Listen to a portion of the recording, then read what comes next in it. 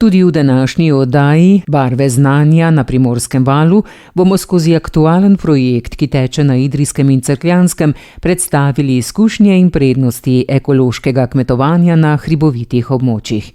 Cilj projekta Proeko, ki ga sofinancirata Evropska unija iz Evropskega kmetijskega sklada za razvoj podeželja in Republika Slovenija v okviru programa razvoja podeželja 2014-2020, je spodbuditi obstoječe ekološke pridelovalce in predelovalce na območju obeh občin, da povečajo proizvodnjo ekološke hrane, na trgu ponudijo nove izdelke ter ustrezno predstavijo ekološko kmetovanje.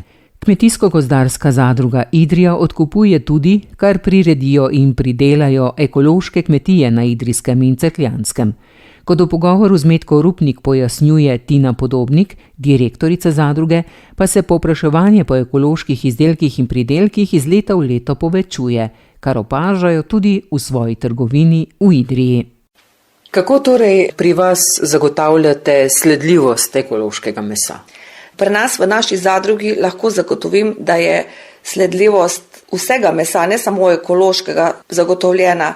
Za namen sledljivosti ekološkega mesa smo v zadnje pol leta kupili nov računalniški program, ki je bil tudi sofinanciran iz projekta Prehod na sonaravno oskrbo. Sledljivost ekološkega mesa in tudi mesa iz konvencionalne reje je zagotovljena skozi računalniški program. Redno tudi obnavljate pridobljeni certifikat za ekološko klavnico mesa. Tako je. Certifikat za ekološko klavnico se pridobiva vsako leto znova. Mi smo že kar vrsto let vključeni v te preglede in lahko rečem, da nismo nikoli imeli nikakršnih problemov. Ta pregled traja en cel dan in vedno smo ga prestali brez posebnih vsebinskih pripomb. Kako pa se vaša zadruga, Kmetijsko-gozdarska zadruga Idrija, znajde v okviru deleža ekoloških živil v sistemu javnega naročanja hrane pri javnih zavodih recimo? V prvi vrsti bi z veseljem pohvalila vse naše osnovne šole, tako v Idrijski kot tudi v Cerkljanski občini, da zelo dobro sodelujemo z vsemi osnovnimi šolami, vrtci, domom starih in lahko rečem, da so vsi zadolženi za prehrano v javnih zavodih zelo ozaveščeni in so tudi pripadni lokalni pridelavi in tudi z vso skrbnostjo skrbijo za kvalitetno hrano svojih varovancev. Prav v zadnjem tednu smo pa tudi pridobili na razpisu novo šolo oziroma šolski center iz Nove Gorice, ki pa tudi mislim, da dnevno pripravi okoli 1600 kosil in malic. Torej vtis je, da ekološke kmetije vse, kar proizvedejo, tudi same prodajo. Koliko so tržno usmerjene oziroma koliko tega potem preusmerjajo na vašo zadrugo? Ja, mi opažamo v zadnjem času, da je povpraševanje po ekoloških živilih čedalje večje, zato tudi proizvajalci ne uspemo oziroma ne uspejo zagotoviti vsem potrebam. Mi že opažamo, da bi za svoje potrebe morali odkupiti večje število ekoloških govedi. V zadnjem času povpraševanje presega našo ponudbo. Tukaj pa vidim veliko vlogo nas vseh, da bi spodbujali vsi skupaj kmetovalce, da bi se vključili v ekološko pridelavo. Vi imate tudi živilske trgovine. Kaj bi si stranke tudi tam še želele morda?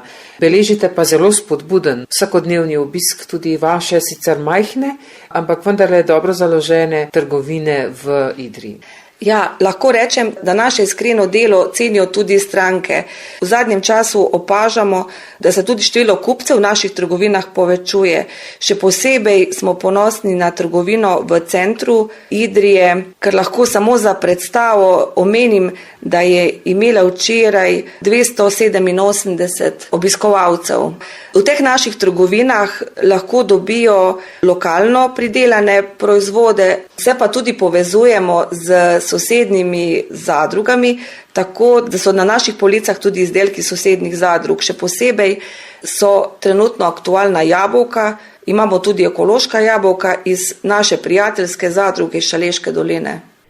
Rok Likar je mlad ekološki kmetovalec, ki gospodari na kmetiji Škratovc na Vojskem, na najvišje ležeči planoti na Primorskem.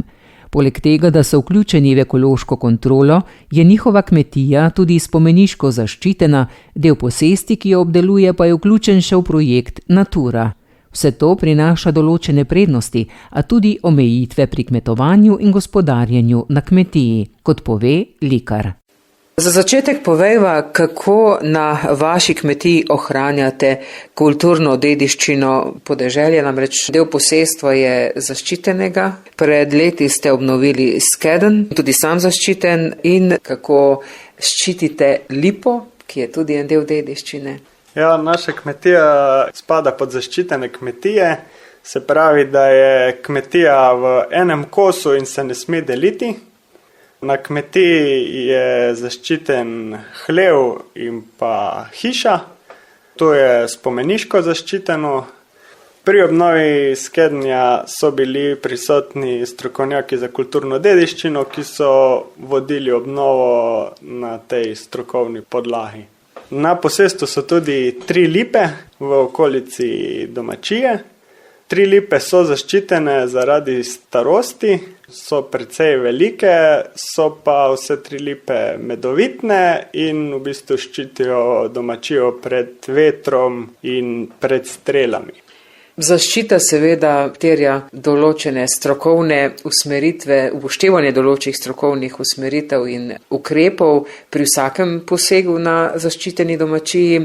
Kakšna pa je vaša izkušnja glede ekološkega kmetovanja? Tudi tukaj so neke usmeritve, neke omejitve, da lahko kmetuješ na ekološki način. Kakšne so prednosti in slabosti po vaših izkušnjah?